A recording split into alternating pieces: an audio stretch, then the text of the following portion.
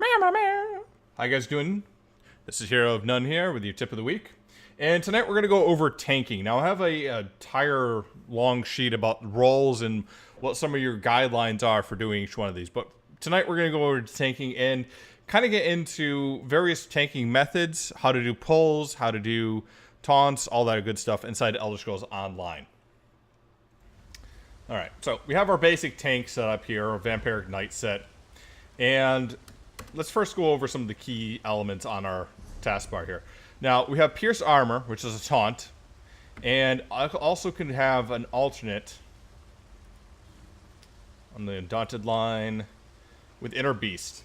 Now, these are currently the only two taunts in the game. They're all single target. There is no AoE target in general. And you can find these under the Undaunted line. Undaunted, you actually have to go into a dungeon to get this line started here. And to level it up, you have to do various dungeon things. But available to everyone is under the one-handed shield line, the Pierce Armor, right here, very top. Now, if you're doing a DPS build, never take this first one and use it inside of a dungeon. Taunting will work with one person, and also can work with two people. If you taunt once, somebody else taunts it. As long as you don't taunt it again, you won't lose control. But if two people keep on taunting the same boss back and forth, it's gonna go loose and go for anyone, because basically it gets an immunity after that certain amount of time. On top of that, we're also using Absorb Magic, Fiery Grip, Bell to Armor, and Rescue here as well. And we have some utility here with Heroic Slash. Now, Absorb Magic, or basically the other morph shield stance, will reduce the amount of stamina drain when you block, and also takes in magic spells and reflects them. Kind of useful for a tank in certain battles. Fiery Grip is a pull. One of the things that on a DK a few other classes have is this pull mechanic. It's been a little bit finicky in the past. However, almost everyone that does dungeons trials will have a DK that has this to pull in enemies and get them killed faster. Finally, I'm using Volatile Armor here because it gives major ward and major resolve. You can also use other abilities, such as under the Heavy Armor line, you have Immovable Root. And there's other class abilities that will do this as well. And finally, I mentioned I have Rescue on here, or Corrosive Armor. Basically, that's any type of ability that I use to rescue myself out of a sticky situation. A lot of tank builds have this type of mechanic. Despite the class. DK's Corrosive Armor, Magma Armor is the rescue that I would use. Other classes, let's say like the Warden, you have the Ice Frost ultimate, which will basically create a ring of ice around it and also give major protection to you and your group. And it's just anything that will help you if like something goes down, like the healer goes down and you need like really quick defense and possibly something like a stun or a CC. That's kind of what that does. It's like the oh shit button on top of things. Back bar depends on what you're doing. Your responsibility is always maintaining the biggest threat in the room and keeping it on yourself and not on your team. But on the back end, you do have some utility you can run with this, and you can add things like DPS, more debuffs, etc., or more buffs. So we're using Aggressive Warhorn, for example, as our back ultimate to give our teammates extra heals, more stamina, magicka, and more DPS overall.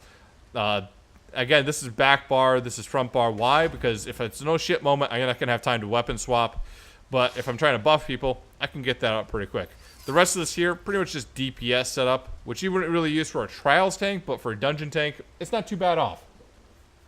Now, we got a big nasty here we're going to go ahead and take care of.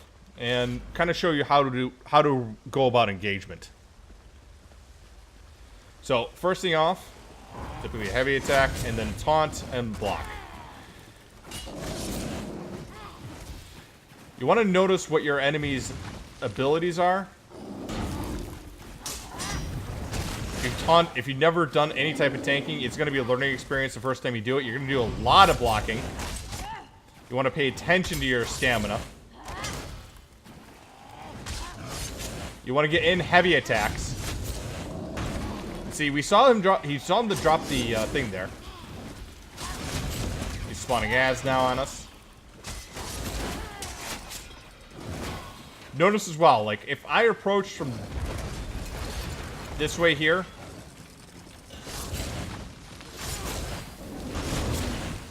see, I'm out of stamina now, so I have that issue.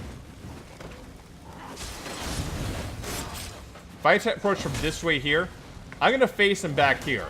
A lot of the bosses' AoEs and cleaves are frontal bound. Like that. So if I have a teammate that I'm trying to help out,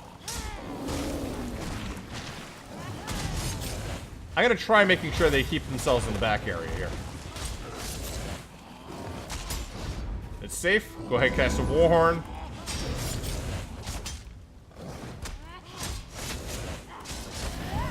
You also got to watch for those interrupts. That's going to be your job as well, but sometimes you can also have other people help you.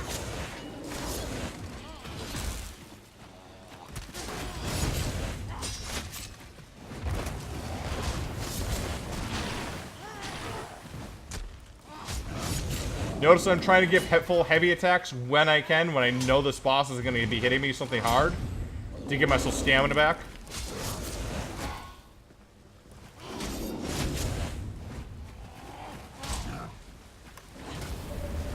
Give him a good bash, and he's dead. Pretty simple boss. Now, there's going to be other things in other dungeons, mechanics, etc., but that's the basics. So you go in, you taunt, you face them away from your group, you follow the mechanics, and you watch. And as you watch, you see when you can get your hits in, and you watch for the patterns, see when the tells are that it's actually going to hit you, and move back and forth from that. Now, the other thing you're going to have to do is deal with groups. And depending on what you're doing, you may have some annoying people. So, I've got all these enemies here, right? But they're doing all this annoying stuff here. So one of the first things you got to learn is line of sight. If you don't have a pull, or you just don't want to use resources to do it, line of sight is a great mechanic to do so. It doesn't require any resources except for the ability to get yourself out of the area that you're looking at. And then move on from that. Now, second to that, DK specifically have a pull.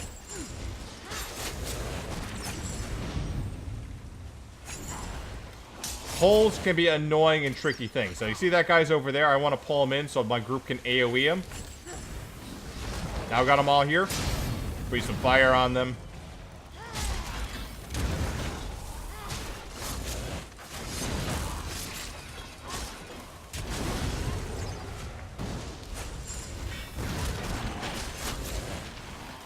Bring them in closer. So however you want to bring them in close is up to you, but the easiest way to get any group of enemies into an area is just getting a line of sight, making sure you can like find an area that you can drag them to.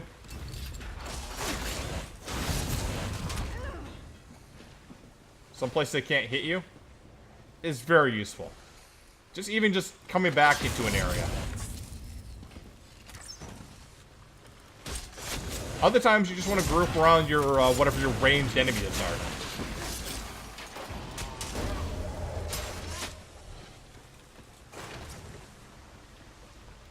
Now, when you have large groups of enemies, it's going to be a little difficult to maintain aggro, like these guys here.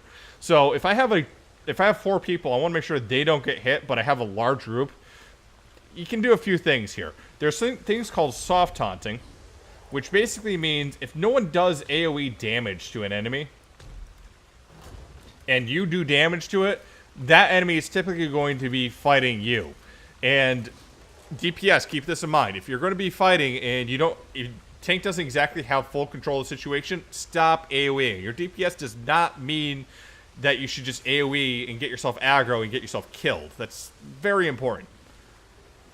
But say you come into a situation like this, just toss on some cow drops like this.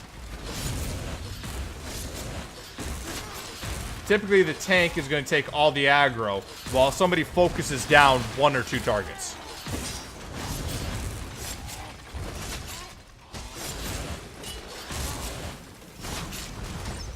Now, another method.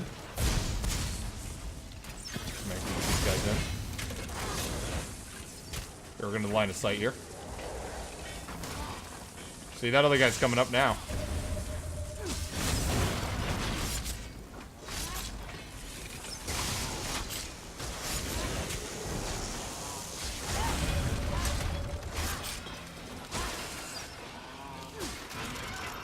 Finally, we'll finish these guys off.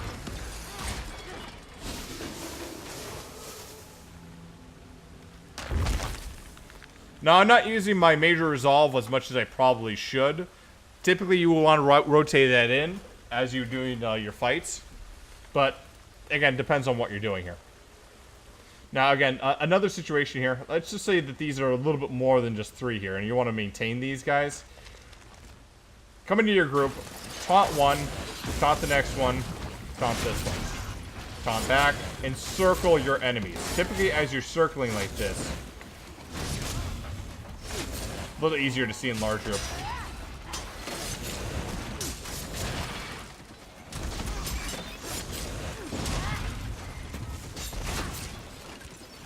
See if I can find another large group here.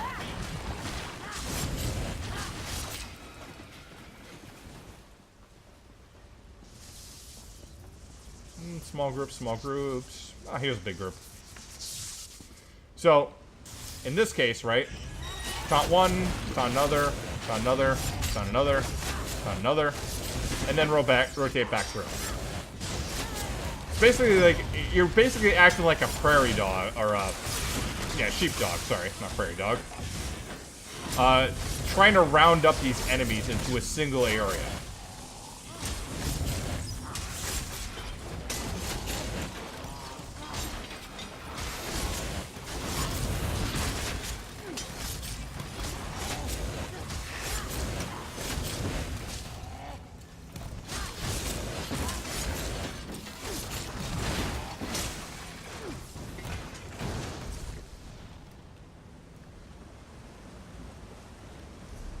Now, notice as I'm doing this as well, for potions and etc., I'm typically using just S's of stamina potions, trash pots, as I do trash mobs. Not much reason to use something like a tripod right off the bat. If you're using these right off the bat, then you're going to be hurting when you have to go in. It's going to be a very expensive dungeon run, and you're going to be missing stuff when you're actually in on a boss. Food depends on what you're doing. If you're doing more active DPS tanking, you can go with something with stamina recovery and health, depending on what and how and what. But typically, if you're doing a more traditional tank, which is a lot more blocking, you're doing something that's health, stamina, maybe magicka if you're a magicka tank, and how you set yourself up. Most of these things are pretty simple in how you do them, though. So, that's just some of the basics on tanking here.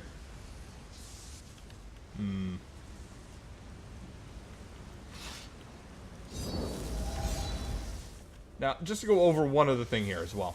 Like I mentioned before, your primary goal in any type of tanking is maintaining the biggest threat in the room. So right now, this Dwarven Centurion is that threat. I can take on multiple enemies here, but let's just say that this guy's hitting harder than possible here. And I have to focus everything on him. If you have to, focus on the enemy that's going to be the most damage to your team and let them handle the other stuff with the lower trash mobs.